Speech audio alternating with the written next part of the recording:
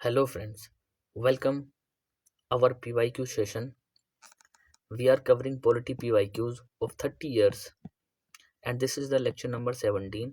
Already we have covered the 16 lectures. अगर आपने वो सारे lectures नहीं देखे हैं, आप हमारे इस चैनल पर जा सकते हैं और सारे ही PYQs की जितने भी वीडियोज़ हैं आप देख सकते हैं। हम इस DMP सीरीज़ में PYQ बहुत अच्छी तरीके से कवर कर रहे हैं।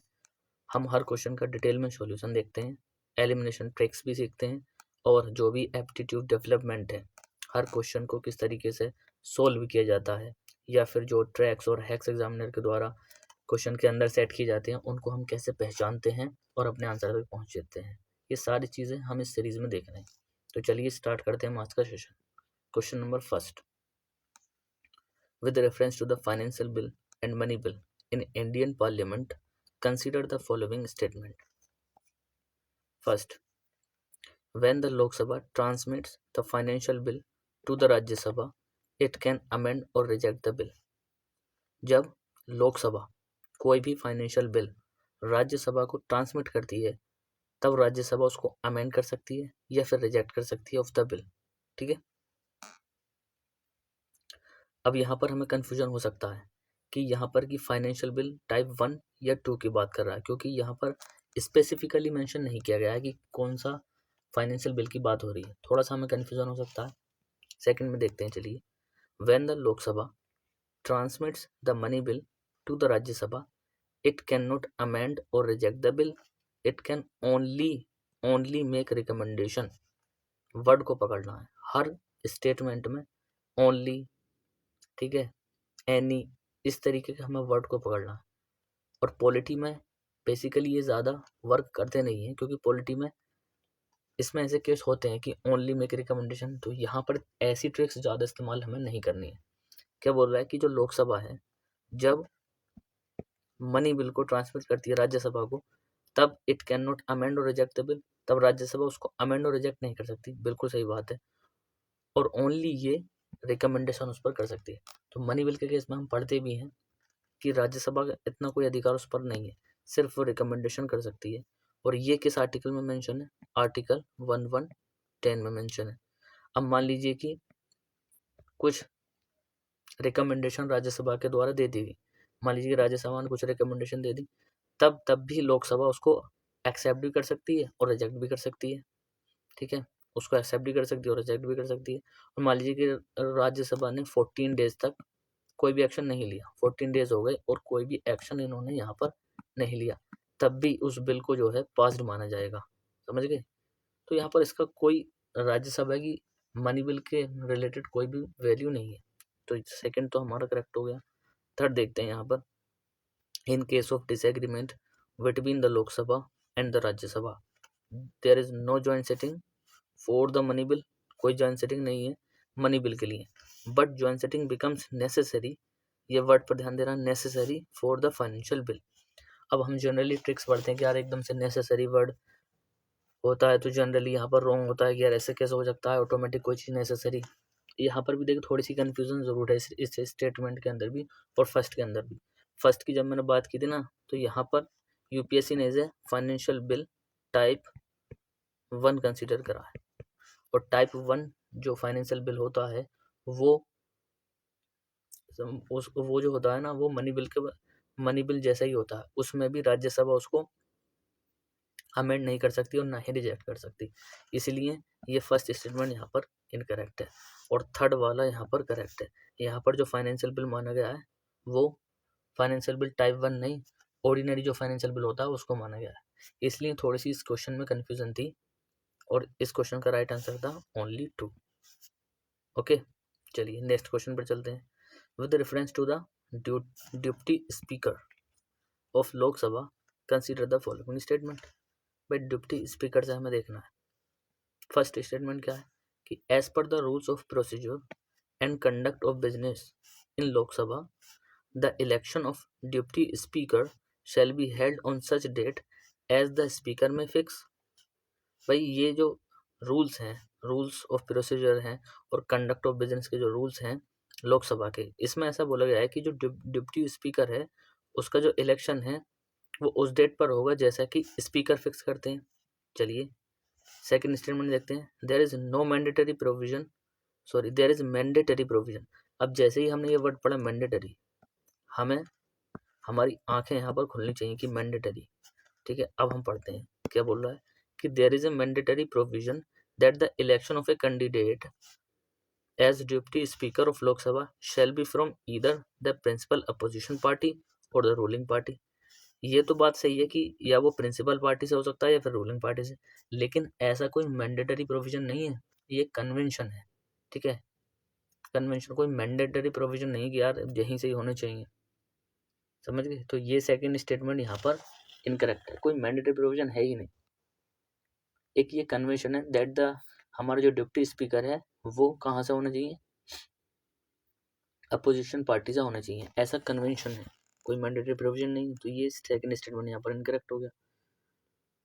जैसे ही हमने सेकंड यहाँ पर इनकरेक्ट मारा, अब हम अपने ऑप्शन देखते हैं। ऑप्शन को देख, हमें सबसे पहले क्वेश्चन को रीड करने से पहले उसको बेसिकली ऑप्शन देखनी चाहिए ताकि हमारा जो काम है थोड़ा ईजी हो सके। अब जैसे ही हमने सेकंड यहाँ पर इनकरेक्ट माना तो हमारा बी भी गया और यहाँ पर डी ऑप्शन भी एलिमिनेट हो गया। अब या तो सी सही है या फिर ए सही है, इन दोनों में हमें कन्फ्यूजन। इसका मतलब ये है कि थर्ड तो हर हालत में सही है, तो थर्ड को हम नहीं पढ़ेंगे यहाँ पर अगर हम 100% श्योर हैं तो। अब हमें कन्फ्यूजन है फोर्थ में और फर्स्ट में। देखिए जब बात करते हैं ना हम फर्स्ट की, तो ये बिल्कुल करेक्ट स्टेटमेंट है कि जो डिप्टी स्पीकर का जो इलेक्शन की डेट है वो स्पीकर के द्वारा यहाँ पर फिक्स की जाती है, ठीक है। और फोर्थ जब हम देखते हैं ये क्यों गलत है, ये बोल रहा है कि the well established parliamentary practice regarding the appointment of the deputy speaker is that the motion is moved by the speaker and duly second by the prime minister. थोड़ा सा हमें कन्फ्यूजन यहाँ पर हो सकता है कि यार जो स्पीकर की प्राइम मिनिस्टर की बात कर रहा है, लेकिन ऐसा है नहीं। जो मोशन है उसको सेकेंडेड किसके द्वारा किया जा सकता है, कोई भी मेंबर हो उसके द्वारा भी किया जा सकता है, ऐसा नहीं कि प्राइम मिनिस्टर ही करेगा। और जो यहाँ पर जो मोशन है अपॉइंटमेंट का, ये भी स्पीकर के द्वारा नहीं इनिशिएट किया जाता है, ये जो है ना किसी भी मेंबर ऑफ लोकसभा के द्वारा किया जाता है, होना चाहिए कि अ मेंबर ऑफ लोकसभा के द्वारा। बस ये इसमें इनकरेक्ट था और हमारा आंसर था 1 और 3। थर्ड क्या था उसे भी देख लेते हैं। The deputy speaker has the same power as the speaker when presiding over the sitting of the house and no appeal lies against his rulings. कि भाई डिप्टी स्पीकर की जो पावर है वो सेम होती है स्पीकर की तरह। कब सेम होती है, जब वो प्रेसाइड करता है सिटिंग ऑफ द हाउस की, और कोई भी अपील जो है उसके अगेंस्ट लाई नहीं करती, उसकी रूलिंग्स के अगेंस्ट लाई नहीं करती, इसीलिए ये यहाँ पर करेक्ट था। चलिए अब क्वेश्चन नंबर 3 पर चलते हैं। Which of the following are exclusive power of Lok Sabha. Exclusive power of the Lok Sabha, कौन सी ऐसी पावर है जो एक्सक्लूसिव है लोकसभा की, मतलब कि वो पावर एक्सक्लूसिव कौन सी है लोकसभा की, यहाँ पर बोला गया। सो फर्स्ट क्या है भाई, to ratify declaration of emergency, कि ये पावर एक्सक्लूसिव है। दूसरी, to pass a motion of no confidence against council of minister. Exclusive मतलब जो सिर्फ लोकसभा के पास हो, राज्यसभा के पास नहीं हो, वो होता है एक्सक्लूसिव पावर। दूसरा, to pass a motion of no confidence against the council of minister, तो नो कॉन्फिडेंस मोशन तो लोकसभा ही करती है। सेकंड तो यहाँ पर करेक्ट होना ही चाहिए।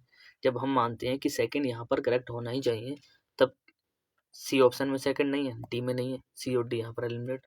दो में हमें कन्फ्यूजन है। To impeach the president of India, to impeach the president of India, क्या ये एक्सक्लूसिव पावर हो लोकसभा की। थर्ड तो हमने मान लिया कि एलिमिनेट हो गया, तो थर्ड तो होना ही नहीं चाहिए, थर्ड तो हम वैसे ही इनकरेक्ट मान लेंगे। तो फर्स्ट में हमें कन्फ्यूजन हो सकती है। देखिए फर्स्ट भी जो है ना हमारा वो इनकरेक्ट है। क्यों, क्योंकि जो इमरजेंसी है वो दोनों हाउस, पार्लियामेंट के दोनों हाउस के द्वारा अप्रूव होती है, समझ गए, दोनों हाउस के द्वारा वो अप्रूव होती है। और जब एक बार अप्रूव हो जाती है तब वो 6 मंथ के लिए चलती है, और उसको इंडेफिनिट टाइम पीरियड के लिए भी एक्सटेंड किया जा सकता है, ठीक है। और इसमें भी हमें पार्लियामेंट के अप्रूवल की जरूरत पड़ेगी एवरी 6 मंथ बाद। तो यहाँ पर दोनों हाउस के लिए ये, इसमें बोथ हाउस की हमें ज़रूरत होती है उसको रेटिफाई करने के लिए, बोथ हाउस, ना कि exclusive power of the Lok Sabha. तो first also incorrect and answer is only 2। तो ये था इसका राइट आंसर। अब चलते हैं यहाँ पर नेक्स्ट। अच्छा, थर्ड क्यों करेक्ट इनकरेक्ट था? थर्ड ये बोल रहा है कि to impeach the president of India, लेकिन ऐसा नहीं है।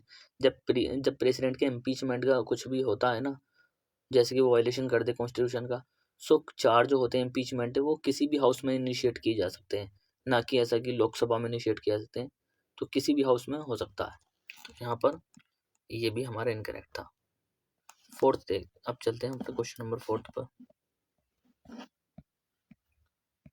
कंसीडर द फॉलोइंग स्टेटमेंट, 2022 में क्वेश्चन पूछा गया था।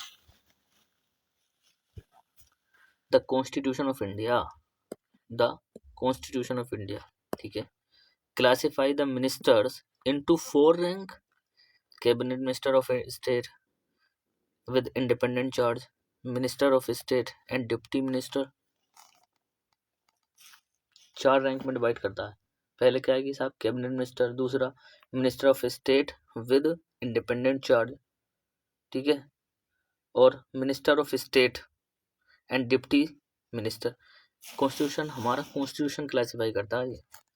हमने क्या पढ़ा था इस पिछले सेशन में कि हमें ध्यान देना है कि जब भी यहाँ पर डिफाइंड वर्ड हो कि कॉन्स्टिट्यूशन उसको डिफाइन करता है, ठीक है, या फिर क्लासिफाई करता है, तो ऐसा भी कुछ हो तो उसको हम जनरली रॉन्ग मानते हैं, क्योंकि कॉन्स्टिट्यूशन में इतना पिन पॉइंट उसमें, लाइक अगर मिनिस्टर्स हो तो उसकी 4 तरीके के मिनिस्टर उसमें मेंशन हो, ऐसा होता नहीं है constitution generally. Second, the total number of ministers in the union government including the prime minister shall not be exceed 15% of the total number of the Lok Sabha। भाई जो मिनिस्टर्स की total number है union government के अंदर, वो 15% से ज़्यादा नहीं होने चाहिए। किसके 15% से? लोकसभा के टोटल मेंबर से। तो ये तो बिल्कुल सही है। सेकंड तो हम पढ़ते हैं, सेकंड तो एब्सोल्युटली करेक्ट है ना। और फर्स्ट यहाँ पर रॉन्ग है, कोई कॉन्स्टिट्यूशन ऐसा डिफाइंस या क्लासिफाइज नहीं करता है, समझ गए। ये था हमारा, और इस क्वेश्चन का आंसर क्या था? B is the correct answer. अच्छा ये बताइए, ये जो हम बात करते हैं कि 15% लिमिट लगाई थी, ये किस अमेंडमेंट के द्वारा आया था? इसका आंसर आप कमेंट बॉक्स में दीजिए। Question number 5, consider the following statement.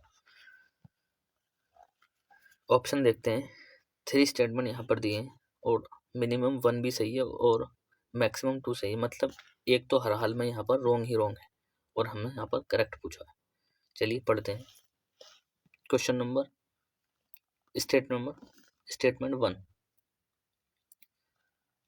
in India there is no law restricting the candidates from contesting in one Lok Sabha election from 3 constituencies। भाई इंडिया के अंदर कोई भी ऐसा लॉ नहीं है जो कैंडिडेट को रेस्ट्रिक्ट करता हो कि वो लोकसभा इलेक्शन को कंटेस्ट कर सकता है 3 कॉन्स्टिट्यूएंसीज से। अच्छा, second, in 1991 Lok Sabha election Sri Devilal contested from 3 Lok Sabha constituencies. Okay. Third, as per the existing rule, if a candidate contest in one Lok Sabha election from many constituencies, his or her party should bear the cost of by-election to the constituency vacated by him or her in the event him or her winning in all the constituencies। मतलब इसमें ऐसा बोला जा रहा है कि अगर existing rule के अनुसार ये है कि कोई भी कैंडिडेट अगर वो मान लीजिए कि लोकसभा इलेक्शन को कंटेस्ट करता है और बहुत सारी कॉन्स्टिट्यूएंसीज से वो कर रहा है, तो उसकी जो पार्टी होगी जिस पार्टी से वो इलेक्शन को कंटेस्ट कर रहा है, जो उसकी जो पार्टी होगी वो सारा कॉस्ट बेयर करेगी। किसका? बाई इलेक्शन का, इन सारी कॉन्स्टिट्यूएंसी से related. Vacated by him or her in the event of winning in all constituencies, और जो भी कॉन्स्टिट्यूएंसी खाली होंगी, मान लीजिए कि वो किसी एक कॉन्स्टिट्यूएंसी पर जीत गया, मतलब सारी कॉन्स्टिट्यूएंसीज पर वो जीत गया, तब वो जो वैकेंट होगी उनकी सारी कोस्ट ये जो है ये सब कौन करेगा? अब उन कॉन्स्टिट्यूएंसीज पर जो भी वैकेंट होगी उसमें जो बाई इलेक्शन होंगे वो सारी कोस्ट कौन करेगा? पार्टी करेगी, समझ गए। ऐसे इसमें बोल रहा था। पार्टी तो नहीं यहाँ पर नहीं करती है, यहाँ पर कौन करता है? Election commission of India. यहाँ पर पार्टी नहीं था, यहाँ ट्रैप था इलेक्शन कमीशन ऑफ इंडिया। तो थर्ड यहाँ पर रॉन्ग था। थर्ड जैसे ही रॉन्ग था, ये गया और ये गया, और 1 और 2 में हमें कन्फ्यूजन है। अब इसमें बोल रहा है कि there is no law restrictive, लेकिन ऐसा नहीं है। इसमें देखिए आरपीए में ये बोला गया है कि जो नंबर ऑफ सीट होनी चाहिए ना, का नंबर ऑफ जो सीट्स होनी चाहिए, कोई कैंडिडेट अगर कंटेस्ट करता है इलेक्शन, वो लिमिट होनी चाहिए 2 कॉन्स्टिट्यूएंसीज तक। अगर मान लीजिए कि वो एक से ज़्यादा कॉन्स्टिट्यूएंसीज पर जीत जाता है, तो उस कैंडिडेट को केवल एक ही सीट रिटेन करने का अधिकार है, समझ गए? और जो दूसरी बचेंगी उन पर बाय पोल्स होगा। तो यहाँ पर कोई ऐसा नहीं है कि कोई भी लॉ नहीं है कि जो रेस्ट्रिक्ट कर सके कैंडिडेट को कि वो मतलब 3 कॉन्स्टिट्यूएंसी से वो इलेक्शन को कंटेस्ट कर सकता है। ये स्टेटमेंट यहाँ पर रॉन्ग था, और सेकंड यहाँ पर सही था कि 1991 में देवीलाल ने जो इलेक्शन किया था, कंडक्ट किया था,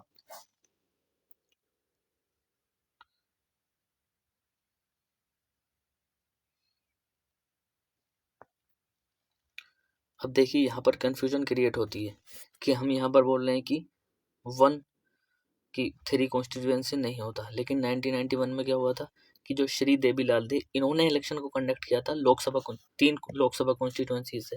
यहाँ पर हमें कंफ्यूजन हो गई। अब यहाँ पर जब कंफ्यूजन हो गई, थोड़ा सा हमें दिमाग यहाँ पर ये लगाना है कि जब फर्स्ट स्टेटमेंट रॉन्ग है तो थर्ड भी यहाँ पर रॉन्ग होना चाहिए, क्योंकि हम मना कर रहे हैं कि हाँ भाई लिमिट लगाई जाती है आरपी के द्वारा। आरपी के द्वारा लिमिट लगाई जाती है कि यार 2 कॉन्स्टिट्यूएंसी से तुम इलेक्शन लड़ सकते हो, ठीक है, 2 कॉन्स्टिट्यूएंसीज है। यहाँ पर 3 की बात हो रही है। जब हम थर्ड भी रॉन्ग मार देते तो नन तो यहाँ पर ऑप्शन में था ही नहीं, इसीलिए यूपीएससी ने क्या किया, इस क्वेश्चन को कैंसल्ड कर दिया था, ठीक है, इसीलिए ये जो क्वेश्चन था कैंसल्ड हुआ था। चलिए question number 6, with reference to the funds under the members of parliament local area development scheme MP lads which of the following statement are correct. तो एमपी लेट्स फंड से रिलेटेड ये question था, 2020 में question पूछा गया था। देखिए option देखते हैं। सबसे पहले मैक्सिमम यहाँ पर 3 सही है और मिनिमम 2 सही है, और 4 यहाँ पर स्टेटमेंट है, मतलब एक तो हर हाल में यहाँ पर रॉन्ग है। चलिए फर्स्ट पढ़ते हैं कि MP lad funds must be used to create durable assets like physical infrastructure for health और एजुकेशन। अब देखिए यहाँ पर बिल्कुल पॉजिटिव यहाँ पर बात बोली जा रही है कि जो एमपी लेट फंड्स हैं उसको यूज़ किया जाना चाहिए कि वो ड्यूरेबल एसेट क्रिएट कर सके, durable set sorry, like physical infrastructure for health education. Positive बात है, पॉजिटिव बात है तो हम यहाँ पर इसको करेक्ट मानेंगे। चलिए second, a specified portion of each MP, each इस वर्ड को हाईलाइट करिए, each MP fund must benefit SC और एसटी पॉपुलेशन। बिल्कुल यहाँ भी पॉजिटिव बात हो रही है, वल्नरेबल सेक्शन के हक में बात हो रही है, तो ये भी यहाँ पर स्टेटमेंट करेक्ट होगा। तो यहाँ पर हमारे करेक्ट हो गए। अब फर्स्ट और 2 ये दोनों करेक्ट हैं, तो एक साथ जाने चाहिए, एक साथ यहाँ पर जाने चाहिए दोनों स्टेटमेंट। जब हम देखते हैं कि एक साथ जाने चाहिए तो बी में नहीं है, तो बी इजिली एलिमिनेट हो सकता है, लेकिन हम फिर भी 3 ऑप्शन में यहाँ पर कंफ्यूज रहते हैं। थर्ड देखते हैं, MPLAD funds are sanction on yearly basis and the unused fund can not be carried forward to the next year. ऐसा बोला जा रहा है कि जो एमपी लेट फंड्स हैं वो ईयरली बेसिस पर सैंक्शन किए जाते हैं, अगर वो यूज़ नहीं हुए तो मान लीजिए जो भी अनयूज्ड फंड बचा उसको कैरी फॉरवर्ड नहीं कर सकते, मतलब उसको आगे हम यूज़ नहीं कर सकते नेक्स्ट साल में। तो ये स्टेटमेंट यहाँ पर इनकरेक्ट था दोस्तों, ये स्टेटमेंट यहाँ पर इनकरेक्ट था, ठीक है, क्योंकि जो एमपी लेट फंड्स होता है वो नॉन लैप्सेबल होता है, ठीक है, अगर मनी को यूटिलाइज नहीं किया गया तो वो कैरिड हो सकता है नेक्स्ट साल के लिए। ये यहाँ पर ट्रैप था, बस यहाँ पर हम कर सकते हैं कि वो कैरी फॉरवर्ड हो सकता है, मतलब कि नेक्स्ट ईयर में उसका यूज किया जा सकता है। तो थर्ड यहाँ पर रॉन्ग था, तो थर्ड यहाँ पर रॉन्ग था, ये भी गया और ये भी गया। अब हमें 2 में कंफ्यूजन बचा फिर भी, 1 2 एंड 4 देखते हैं। The district authority must inspect at least 10% of all work under the implementation every year. भाई जो डिस्ट्रिक्ट अथॉरिटी है उसको इंस्पेक्ट करना चाहिए एट लीस्ट 10%। एक बात यहाँ पर ध्यान दीजिए, जब भी बात करेगा ना कोई डाटा, अगर यूपीएससी का एग्जामिनर यहाँ पर देता है तो उसमें ये वर्ड जोड़ देता है एटलीस्ट, और most of the time at least का जो रिलेटेड डाटा होता है ना ये सही होता है, क्योंकि यहाँ पर एग्जैक्ट नहीं बोला, इसमें बोला गया कि एटलीस्ट 10%, तो यहाँ पर डिस्ट्रिक्ट अथॉरिटी के द्वारा इंस्पेक्ट होने चाहिए। तो ये स्टेटमेंट बिल्कुल करेक्ट है।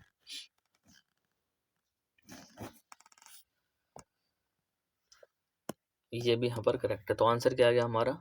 D is the right answer. ये 2020 में क्वेश्चन पूछा गया था। ठीक है, चलिए अब आगे बढ़ते हैं।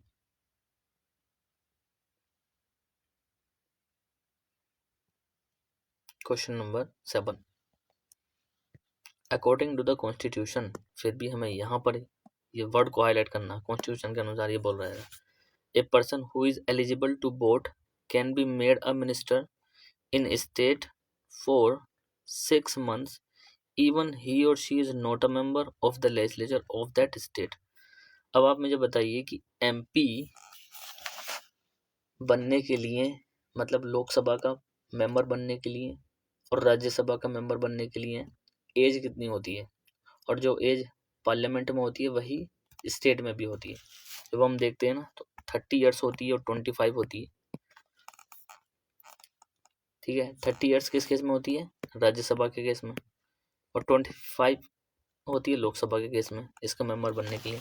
अब यहाँ पर बोल रहा है कि कोई पर्सन अगर वो एलिजिबल है कि वोट कर सकता है, तो वोट कितनी एज में करते हैं? वोट तो 18 में करते हैं। 18 में करते हैं तो वोट तो कर सकते हैं हम, लेकिन मेंबर बनने के लिए एलिजिबल नहीं होंगे क्योंकि हमारी एज 25 नहीं है। इसीलिए first statement is wrong. Second, according to the Representation of People Act 1951, a person convicted of a criminal offence and sentenced to imprisonment for 5 years is permanently, ये आया है देखो ट्रैप यहाँ पर निकल गया, permanently disqualified from the contesting an election even after his release from the prison। मान लीजिए कि कोई भी व्यक्ति जिसको 5 साल की सजा हुई थी, तो क्या उसको परमानेंटली डिस्क्वालीफाइड कर दिया जाता है कि वो इलेक्शन ना करे, और जब वो प्रिजन से, जेल से बाहर आता है तब भी उसको अधिकार नहीं कि वो इलेक्शन को कंटेस्ट करे, ऐसा इसमें बोला जा रहा है। देखिए यहाँ पर ये स्टेटमेंट भी रॉन्ग है दोस्तों। क्यों? क्योंकि कोई भी पर्सन उसको, मतलब मान लीजिए इम्प्रिजनमेंट मिला 2 साल का या ज़्यादा का, तो उसको डिस्क्वालीफाई तो कर दिया जाएगा इलेक्शन से, लेकिन ऐसा नहीं कि वो परमानेंट होगा, वो परमानेंट नहीं होता है। समझ गए? वो जब इम्प्रिजन से बाहर आता है तो वो दोबारा इलेक्शन लड़ सकता है यहाँ पर। तो डिस्क्वालिफिकेशन कोई परमानेंट नहीं होता है। डिस्क्वालिफिकेशन जो रहता है ना वो 6 एडिशनल ईयर्स तक के लिए रहता है जब वो रिलीज होता है। तो जब भी डिस्क्वालिफिकेशन हुआ तो 6 साल तक तो वो नहीं लड़ सकता, तो 6 साल की यहाँ पर टाइम लिमिट है। इसके बाद वो तो कंटेस्ट कर सकता है ना इलेक्शन, कोई परमानेंट नहीं है ऐसा। तो ये भी यहाँ पर रॉन्ग है और स्टेटमेंट यहाँ पर D is the right answer. Next question number 8, consider the following statement. The President of India can summon a session of Parliament at such a place as he or she thinks fit।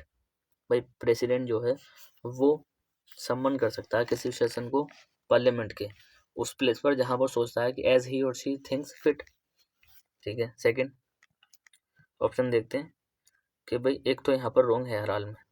The constitution of India provides, अब फिर देखिए defines, provides, ये सारे word आने लगे। Classifies, provide of 3 session of parliament in a year but it is not mandatory to conduct all 3 sessions। देखिए जब भी हम ये तो हम पढ़ते ही है ना कि पार्लियामेंट, ऐसा कोई कॉन्स्टिट्यूशन में प्रोविजन नहीं है कि 3 सेशन होने चाहिए।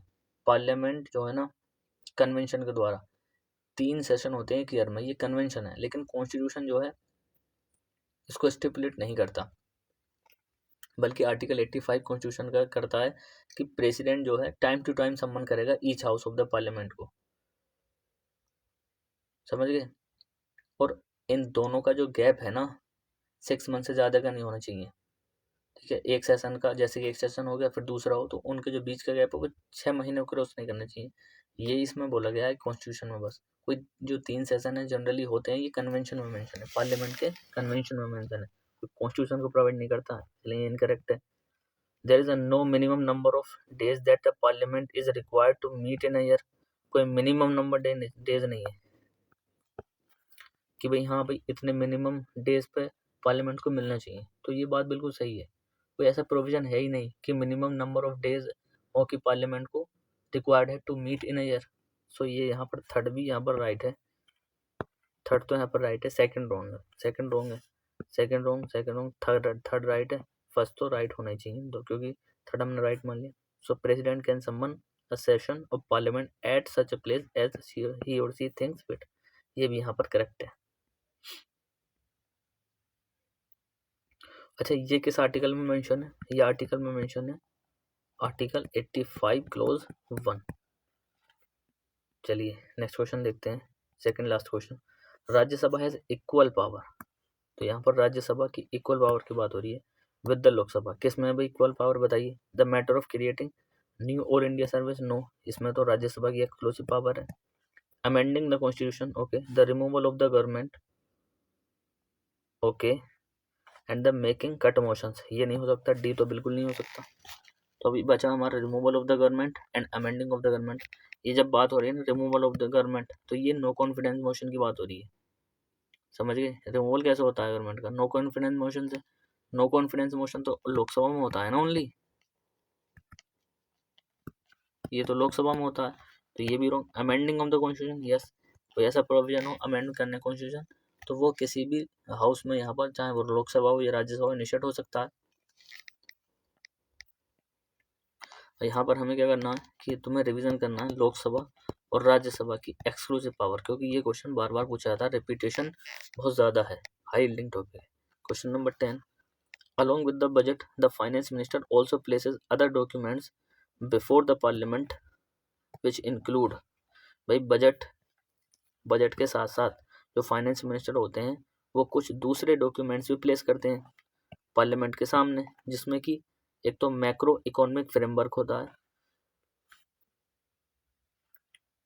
कौन सा होता है वो, जो एडिशनल होता है ना, उसमें क्या होता है, बजट के साथ में होता है मैक्रो इकोनॉमिक फ्रेमवर्क स्टेटमेंट।